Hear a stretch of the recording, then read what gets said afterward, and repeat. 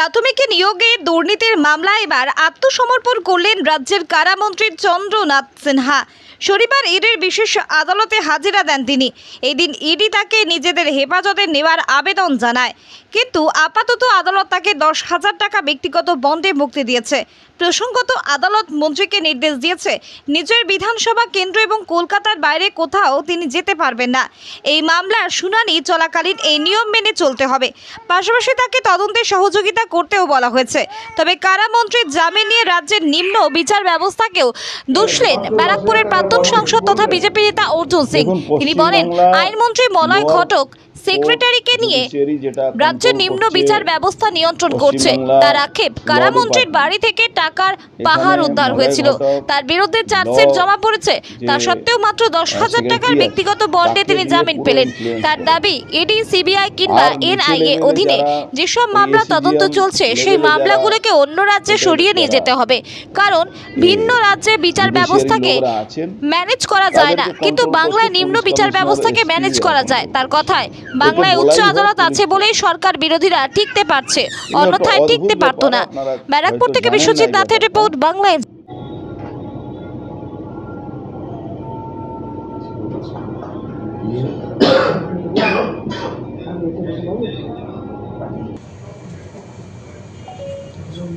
তৃণমূলের নেতা মাত্র 10,000 টাকার বন্ডে কি বলবেন?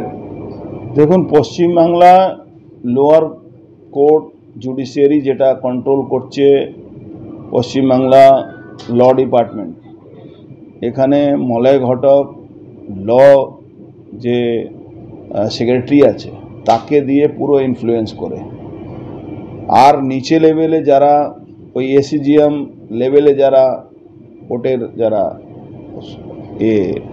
জুডিশিয়ারি লোকরা আছেন তাদেরকে কন্ট্রোল করছে পুলিশ কমিশনার, এসপি, এরা কন্ট্রোল করছে। একে বলাই হয় পুলিশ কোর্ট। কিন্তু একটা অদ্ভুত ব্যাপার, আপনারা হয়তো জানেন না এই ব্যাপারটা। চন্দ্রনাথ সিনহার উপরে একটা মারাত্মক অভিযোগ আছে, দুর্নীতির সঙ্গে যুক্ত আছে, তার বাড়িতে টাকা পাওয়া গেছে। তা সত্ত্বেও তাকে চার্জশিটে নাম দেওয়ার পরে তাকে 10,000 টাকা, মাত্র 10,000 টাকা বন্ডের উপরে ছেড়ে দেওয়া হলো, পুরোপুরি ইনফ্লুয়েন্স করে। পুরোপুরি জুডিশিয়ারিকে মমতা ব্যানার্জি সরকার ইনফ্লুয়েন্স করছে ল সেক্রেটারির মাধ্যমে।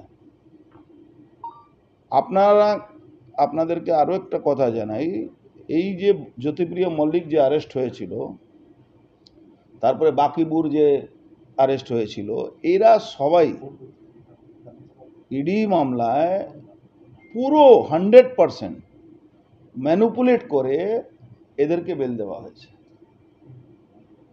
এখন ইডিকে বা সিবিআইকে বা এনআইএ যে মামলাগুলো আছে, ইমিডিয়েট পশ্চিম বাংলা থেকে হস্তান্তর করতে হবে অন্য রাজ্যে।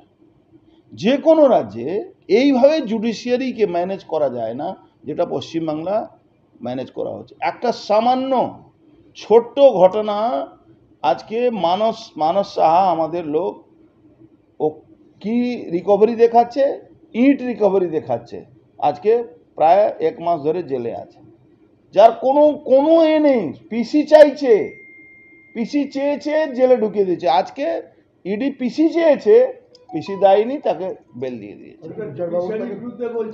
বলছি তো আমি, লোয়ার কোর্টে, লোয়ার লেভেলে পশ্চিমবাংলা যদি হাইকোর্ট না থাকতো, এখানে কোনো বিরোধী মানুষ বাঁচতে পারতেন না, যারা সরকারের বিরোধী। কিন্তু লোয়ার কোর্টগুলো যাকে পুলিশ কোর্ট বলা হয়, পুরোপুরি ল সেক্রেটারি, আপনার ল মিনিস্টার মমতা ব্যানার্জি ইনস্ট্রাকশনে চলছে। বিচার ব্যবস্থাটাকেও পশ্চিমবাংলা মমতা ব্যানার্জি নিয়ন্ত্রণ করছে নিচে লেভেলে। বারবার বলছি, লোয়ার কোর্ট লেভেলে বিচার ব্যবস্থাকে মমতা ব্যানার্জি কন্ট্রোল করে।